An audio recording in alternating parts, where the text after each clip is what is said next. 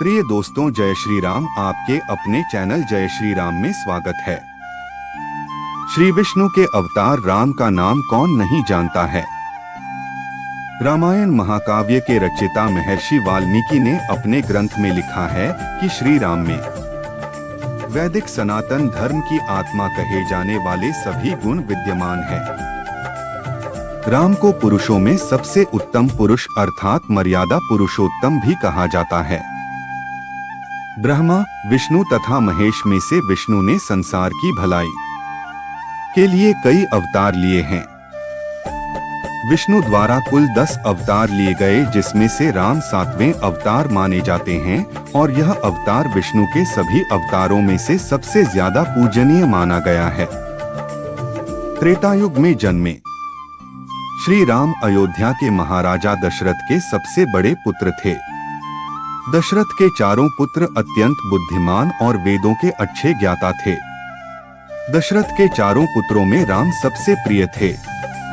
राम को हाथी और घोड़ों की सवारी करने में माहिर बताया गया है। इसके साथ ही राम को तीरंदाजी भी पसंद थी। राम हमेशा अपने छोटे भाई लक्ष्मण से बहुत प्यार करते थे।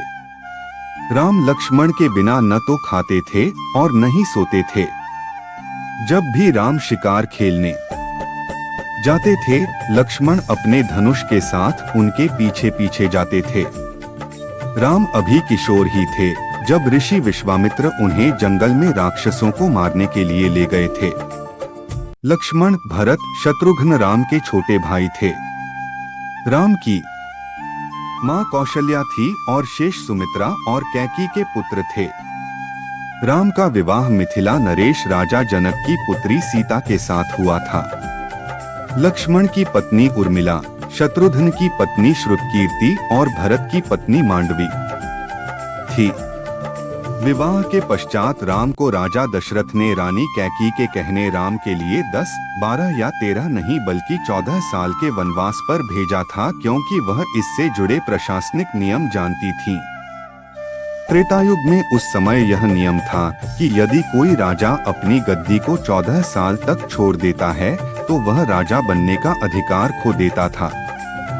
यही वजह रही कि कैकेयी ने राम के लिए पूरे 14 वर्ष का वनवास मांगा, पर 14 वर्ष के लिए वनवास पर भेज दिया था, क्योंकि एक वचन के अनुसार कैकेयी राजा दशरथ से कुछ भी मांग सकती थी। तो देवकी माता अपने पिछले जन्म में कैकेयी थी। उन्होंने अपने पिछले जन्मों के कर्मों के पश्चाताप के रूप में अपने बेटे से दूर जेल में अपना जीवन बिताया। रानी कैकेयी ने दासी मंथरा के उकसाने पर भरत को अयोध्या का राजा बनाने और राम को वनवास देने की इच्छा जताई और पिता की आज्ञा का पालन करके राम, सीता और लक्ष्मण के साथ वन की ओर चले गए। जब श्री राम माता सीता और लक्ष्मण के साथ वनवास के लिए जा रहे थे, तभी उनकी मुलाकात केवट से हुई। ऐसा माना जाता है कि केवट का संबंध भोई वंश से था और वह मल्लाह का काम किया करता था। वनवास के दौरान केवट ने राम, सीता और लक्ष्मण को नाव में बैठकर गंगा पार करवाई थी। श्री राम ने गंगा पार करने के लिए केवट को पुकारते हुए कहा कि निषाद राज तनिक नाव को किनारे लाएं, हमें उस पार जाना है। हालांकि केवट नाव को नहीं लाया और श्री राम के सामने एक शर्त रख दिया। केवट कहता है कि मैंने आपका मर्म भली भांति समझ लिया है। ईश्वर आपके पैरों की धूल किसी जड़ी बूटी से कम नहीं है, इसलिए आपको नाव पर बैठने से पहले अपना पाप धुलवाने होंगे, तभी वह नाव पर चढ़ने देंगे। तभी केवट की मंशा राम समझ जाते हैं और वह इस बात के लिए पहले ही तैयार हो जाते हैं। हालांकि केवट के इस बर्ताव से लक्ष्मण बहुत क्रोधित हो जाते हैं और वह अपना धनुष उठा लेते हैं। इस बीच पर तब केवट कहता है कि हे ईश्वर, मुझे मार दें, इससे बड़ा सौभाग्य मेरे लिए और क्या होगा। मेरी मृत्यु श्री राम, सीता और भाई लक्ष्मण के साथ साथ गंगा मैया के तट पर होगी। इससे अच्छा मृत्यु और क्या हो सकता है। इससे मेरा उद्धार हो जाएगा। तभी केवट की ये बात सुनकर लक्ष्मण का क्रोध शांत हो जाता है। इस दौरान श्री राम मुस्कुराते लगते हैं और कहते हैं कि केवट आओ और मेरे पैर धो लो। इतना सुनकर केवट की प्रसन्नता का कोई ठिकाना नहीं होता है और वह दौड़ के पैर धोने के लिए कटोरा लाता है और इसके बाद श्री राम का पैर धोता है। वहीं दूसरा पैर जब मिट्टी में लिपट जाता है तब केवट दुखी हो जाता है। केवट का ये दुख देखकर ईश्वर श्री राम एक पैर पर खड़े हो जाते हैं। एक पैर पर श्री राम को खड़े होने पर परेशान केवट कहता है कि मेरे ईश्वर कब तक आप ऐसे ही एक पैर पर खड़े रहेंगे? आप मेरे सिर का सहारा ले लीजिए। ये बात सुनकर श्री राम ने केवट के सिर पर हाथ रख दिया, जिसके बाद आसमान से पुष्प की बारिश हुई। राम के चरण धोने के बाद केवट ने चरणामृत अपने परिजनों को पिलाया और श्री राम को पार ले गया। राम को गंगा पार कराने वाले केवट पूर्वजन्म में कछुआ थे।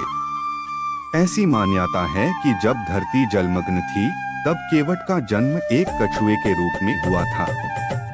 केवट ने कछुए के रूप में कई वर्षों तक तप किया। ईश्वर ने उनके तप को देखते हुए उन्हें केवट का अवतार दिया। आगे जाकर जब उतरने का समय आया तब केवट ने ईश्वर श्री राम से उतराई लेने से मना कर दिया। उसने कहा कि हे ईश्वर, मुझे संसार रूपी भवसागर से मुक्ति दीजिएगा। केवट की ऐसी भक्ति देख लीला प्रेमी भाव विभोर हो गए। प्रयागराज में स्नान कर सभी भारद्वाज ऋषि के आश्रम पहुँचे। तपस्वी वेश में आए हनुमान को श्री राम गले से लगाते हैं। सीता उन्हें अष्ट सिद्धियों का दाता होने का वरदान देती हैं।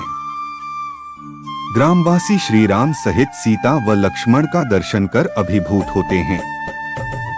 स्त्रियों के पूछने पर सीता पति श्री राम व देवर के रूप में लक्ष्मण का परिचय बताती हैं।